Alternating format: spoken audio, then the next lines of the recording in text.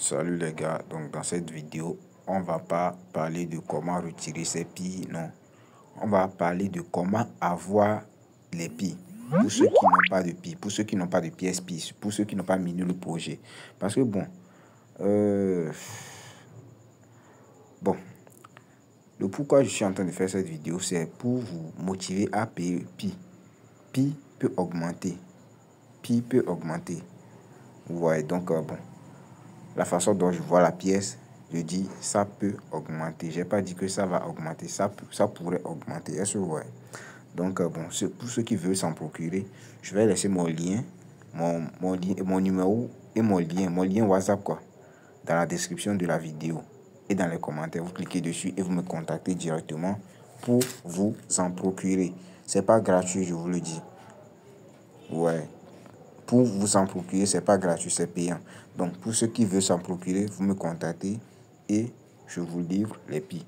Il n'y a pas, bon, ce n'est pas une arnaque que je suis en train de faire. Ouais. Moi, je vais vous payer les pi et je vais vous les envoyer. Maintenant, vous allez vous demander sur quel portefeuille vous allez recevoir les pi. Ne vous inquiétez pas.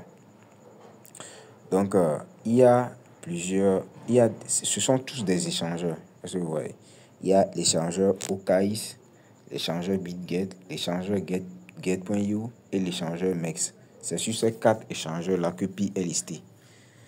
Il y avait une annonce qui avait passé où Bybit, on disait que le directeur de Bybit ne veut pas lister Pi sur son échangeur.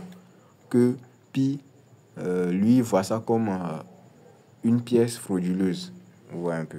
Donc, vous allez voir aussi que Binance n'a pas listé Pi. Binance, lui, n'a pas dit ça. Hein. Mais lui n'a pas listé ça. Il n'y a que OKS, BitGet, Get.io, MEX. Bon, en tout cas, chez nous, cela ne veut pas dire que c'est une pièce frauduleuse quand même. En tout cas, peut-être ils savent ce qu'ils font. On disait, l'annonce disait aussi que, bon, peut-être que le directeur est en train de faire ça pour que Pi leur prouve qu'ils sont réels ou pas. Vous voyez un peu. Ouais, un peu. Donc, bon. En tout cas, ça va dépendre. Ça va dépendre. Nous, on va rester là. Pour ceux qui veulent s'en procurer, moi, je vais vous conseiller d'utiliser cet échangeur. L'échangeur MEX. Bon, je ne dis pas que les échangeurs là ne sont pas abonnés. Pour ceux qui ont des cartes d'identité, pour pouvoir vérifier leur compte. Parce que si vous ne vérifiez pas votre compte avec une carte d'identité, vous ne pourriez pas faire des échanges dessus. Des transactions, quoi. Par exemple, vous voyez ces 4 comptes-là. Okais, BitGet et Get.io. Si vous ne faites pas le KYC, le KYC veut dire il faut vérifier votre compte avec une carte d'identité ou bien un passeport ou bien un permis de conduire. Donc si vous avez ces choses-là, il faudra créer vos comptes entre ces 3 échangeurs-là que j'ai encadrés et vous vérifiez rapidement. Et après, vous me contactiez. Ouais, un peu. Maintenant, si vous n'avez pas de carte d'identité, mais vous voulez vous en procurer du Pi, je vous conseille d'utiliser l'échangeur qui est ici. L'échangeur MEX. En bas ici, là. Lui, il n'a pas besoin de carte d'identité avant de faire des transactions dessus. Vous voyez un peu. Vous n'aviez pas besoin de faire la vérification avec la carte d'identité avant de faire des transactions sur MEX.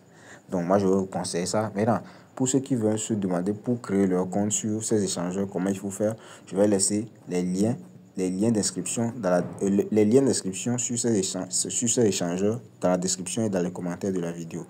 Vous allez cliquer sur les liens et vous allez faire votre inscription. Maintenant, après avoir fait votre inscription, ils vont vous rediriger vers Play Store pour télécharger l'application. Il faudra faire votre inscription sur le site d'abord. Et maintenant, après, ils vont vous rediriger vers Play Store pour aller télécharger maintenant l'application de l'échangeur que vous avez sélectionné. Vous voyez un peu. Donc, après maintenant, le téléchargement terminé de l'application, vous allez vous connecter directement et faire le KYC. Mais si vous n'avez pas de carte d'identité, utilisez MEX. Est-ce que vous voyez? Donc, c'est un peu ça. Ok, donc, on va voir la courbe maintenant de Pi. Donc, voici la courbe de Pi. Vous voyez un peu. Donc, si ça monte, c'est ce qui veut dire que le prix a augmenté. Si ça descend, c'est que le prix baisse. Vous voyez un peu. Ok, on va voir à partir d'ici. Le 20 février 2025, c'est la date à laquelle Pi a été listé. Ça a été listé à 1,84 $, comme vous le voyez. Vous voyez un peu. Donc, ce qui veut dire que à peu près 2 $. Donc, maintenant, ce 20 février, ça a redescendu. Vous voyez un peu. À 11 h, c'est descendu, ça descendait jusqu'à le 21 février. Ouais, ça a remonté et c'est allé à 0,9 $. C'est redescendu à 0,6 jusqu'à le 22 février, ça montait